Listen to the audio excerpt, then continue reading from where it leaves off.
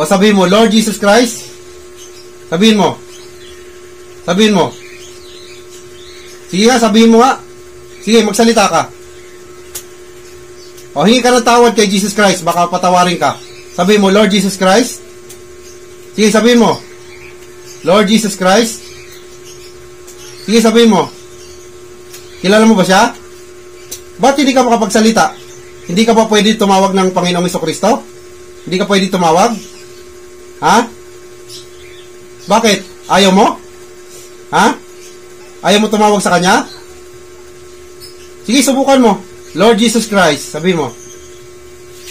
Lord Jesus Christ. Sabihin mo, sige. Sabihin mo.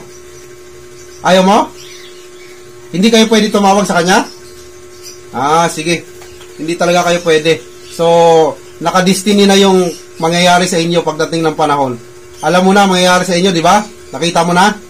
Oh.